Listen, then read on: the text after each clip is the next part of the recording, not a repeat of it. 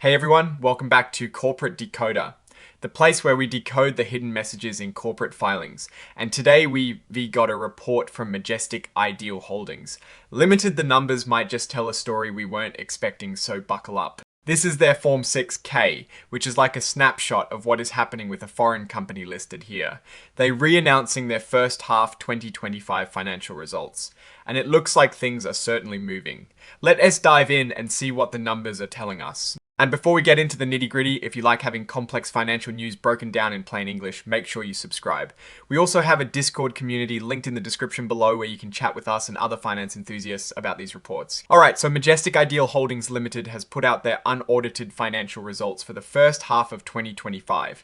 Now, unaudited means they haven't had a full independent audit yet, so think of it as a preliminary look. What is really key here is that they re-giving us a look at their performance through the 31st of March 2025 and also comparing it to earlier periods. One thing that catches the eye is this mention of an IPO, an initial public offering. This usually means a company is going public or has recently gone public, which is a pretty big deal for them. It signals a significant step in their growth and how they plan to raise money and expand. We see this mentioned around the 22nd of July 2025, which suggests a recent event or a planned one in the near future for the company. Then we see references to subsequent events. These are important happenings that occur after the reporting period, but before the report is actually released. It's like getting an update on things that happened right after the books closed.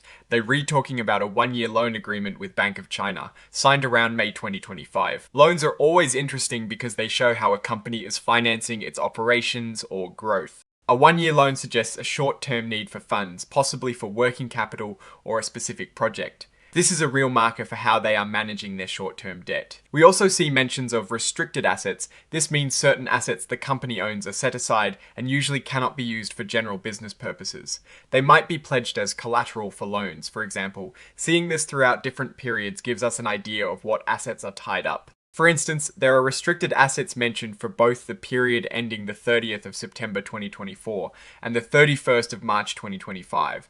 This tells us that some of their assets have been designated and are not freely usable for day-to-day operations or investments. It is a signal of financial commitments or obligations. Now, let's talk about risk. Majestic Ideal Holdings Limited is highlighting supplier concentration risk. What does that really mean? It means they rely heavily on a few key suppliers for their materials or products. If one of those big suppliers has problems, it can seriously disrupt the company's business. They're re-looking at this risk in relation to accounts payable, which is money they owe to their suppliers. They list specific vendors like Vendor 4, Vendor 3, Vendor 2, and Vendor 1, and show this risk applies to periods from October 2023 to March 2025. This indicates a consistent reliance on these few suppliers over at least a year and a half. They also look at this supplier risk concerning cost of goods total. This is the direct cost of producing the goods they sell. They've identified this risk for vendors like Vendor 4, Vendor 3, Vendor 2, and Vendor 1 across multiple periods. For example, they show this risk for Vendor 4 in both the October 2023 to March 2024 period and the October 2024 to March 2024 to March 2025 period. This highlights that a significant portion of their production costs is exposed to the stability and pricing of these specific suppliers. On the flip side, there is customer concentration risk. This is the mirror image of supplier risk. It means the company gets a large chunk of its revenue from just a few customers. If one of those big customers stops buying from them, it is a big problem. They're re-looking at this for Customer 3, Customer 2, and Customer 1, and it applies to both accounts receivable, which is money owed to them by customers, and sales revenue net. This risk is present for periods spanning from October 2023 to March 2025. This tells us that their revenue stream is potentially fragile, depending heavily on these few clients. We see geographical information too, like this mention of Hong Kong or country HK. This often points to where their operations are located or where significant business is conducted. This is tied to the period between October 2024 and March 2025. We're also seeing names like Wizzoing International Ltd appearing. These are likely related parties or key entities within the company structure. They're re-looking at this entity for periods covering October 2023 to March 2025. 2025, showing how it fits into their financial picture over time. And other entities like Leisure Bright Trading Limited are also mentioned, with activity around the October 2024 to March 2025 timeframe. These names are crucial for understanding the internal structure and relationships within Majestic Ideal Holdings Limited. Then there is Meridian Shenzhen Holdings Co. Limited. This entity is also showing up with financial data points for periods ending the 30th of September 2024 and through the 31st of March 2025. This suggests it is a significant part of their operations or reporting structure. We also have Easrich Industries Shanghai Limited appearing with data for the 30th of September 2024 and stretching into the period ending the 31st of March 2025.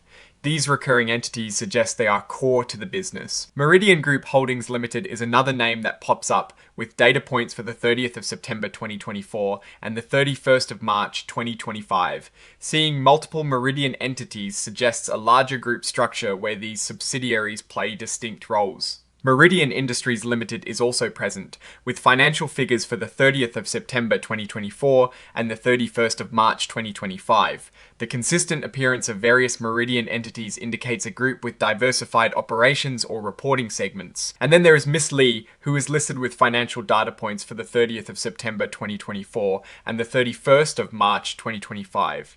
This often signifies a related party transaction or a significant holder mentioned in the context of financial reporting. This naturally leads us to the explicit mention of related party. This is a big one.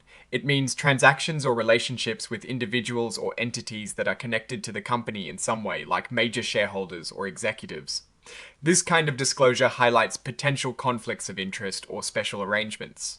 Seeing it for periods ending the 30th of September 2024 and the 31st of March 2025 means these related party dealings were significant around these dates. Action Holdings Limited also shows up with data for the 30th of September 2024 and the 31st of March 2025. This entity appears to be part of the operational or financial reporting landscape of Majestic Ideal Holdings Limited. We were also seeing specific dates acting as members, like May 29, 2025. This usually relates to a specific event or disclosure tied to that exact date, perhaps a contractual clause or a regulatory filing. It is paired with data for the 31st of March 2025, suggesting a forward-looking event relevant to the financial results. Similarly, May 27, 2025 is noted, again likely marking a specific event or disclosure occurring around the end of their reporting period. The Bank of China makes another appearance with data for the 30th of September 2024 and the 31st of March 2025. This reinforces the earlier mention of the loan agreement and indicates a significant banking relationship. Now, let's talk about what they actually do. We see sales of finished garments as a line item here. This is a clear indication that they are in the apparel business. They have sales data for periods ending the 31st of March 2024 and the 31st of March 2025. This lets us track their progress in selling finished clothing products. They also report sales of yarns. This means they're not just selling finished clothes, but also the raw materials that go into making them. This gives us a more complete picture of their product mix. This is tracked for periods ending the 31st of March 2023 and the 31st of March 2024. And then we have China or country CN with reporting for October 2024 to March 2025. This highlights their operational presence or significant market in China. They were also reporting in Chinese yuan currency CNY for the 31st of March 2025. This is typical for a company with significant operations in China, and also in US dollars currency USD for the 31st of March 2025. This suggests they have international dealings or report in multiple currencies for clarity. The new brand member is mentioned with data for the 31st of March 2025 and the period from October 2024 to March 2025. This is exciting. It suggests they are launching or have recently launched a new brand, which is a strategic move to capture new markets or customer segments. Multi-Ridge is another member listed with data for October 2024 to March 2025. This could be another brand, a product line, or a business segment that is important to their reporting. Nifty Holdings is also included with reporting for October 2024 to March 2025. This again points to different parts of their business or related entities. We see Sonic Flash Limited mentioned for dates like the 10th of November 2023. This likely marks a specific event or transaction related to this entity on that date, perhaps an acquisition or a significant agreement. And Sonic Motion Limited is also noted for the 10th of November 2023.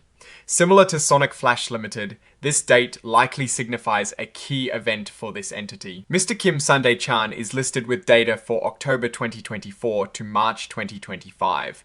This could indicate a key executive or someone involved in management whose performance or responsibilities are highlighted. And Miss Loki Louis Jan is also mentioned with data for October 2024 to March 2025. Similar to Mr. Kim, this suggests a key individual involved in the company S operations or governance. Let S switch gears to the balance sheet.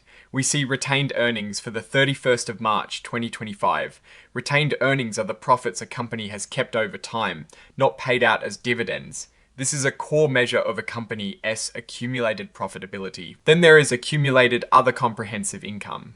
This is a bit more technical, but it refers to unrealized gains or losses that don't directly impact net income. Initially, it's like a separate bucket for certain types of gains and losses.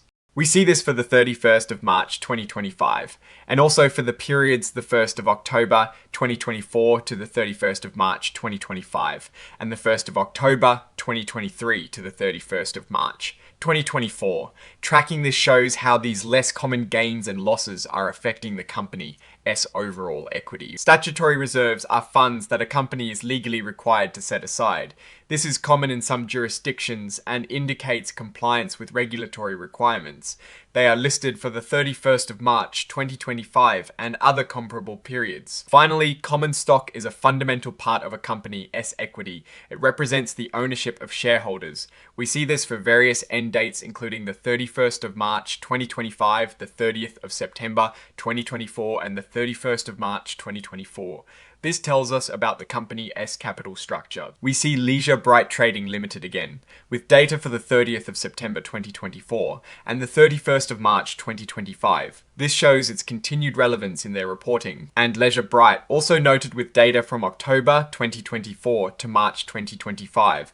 These specific entities are clearly important to how Majestic Ideal Holdings Ltd presents its finances. Looking back at the sales, we see sales of finished garments for the period the 1st of October 2024 to the 31st of March 2025, and also for the 1st of October 2023 to the 31st of March 2024. This direct comparison lets us see if their garment sales are growing or shrinking over these comparable 6-month periods. And for sales of yarns, we have the same comparison periods, the 1st of October 2024 to the 31st of March 2025, and the 1st of October 2023 to the 31st of March 2024.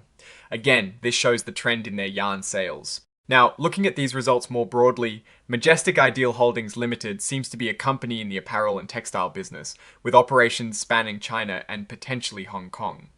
The mention of an IPO and new brand suggests a growth-oriented strategy. However, the significant supplier and customer concentration risks are major red flags. Relying on just a few suppliers or customers can make any company very vulnerable. A small hiccup with a major client or supplier could have a disproportionate impact. The loan from Bank of China indicates they are using debt to finance themselves, which is common, but we need to see how manageable that is in the long term. The existence of restricted assets also means a portion of their wealth isn't readily available, which could limit flexibility. Overall, Majestic Ideal Holdings Limited is trying to expand with new brands, but it is operating in an environment with significant risk factors. The key will be how well they can diversify their supplier and customer base, and how effectively they can manage their debt and restricted assets as they continue to grow and possibly transition into a publicly traded entity. Alright, that is our breakdown of Majestic Ideal Holdings Limited, S latest filings. What is your take on these numbers and what they signal for the company? S Future, do you think these risks are manageable or a serious cause for concern? Drop your thoughts in the comments. If this analysis was valuable, hitting that like button really helps our channel grow, and subscribe for more deep dives into corporate filings. Don't forget to check out the Discord in the description to keep the conversation going. Thanks for watching, see you next time.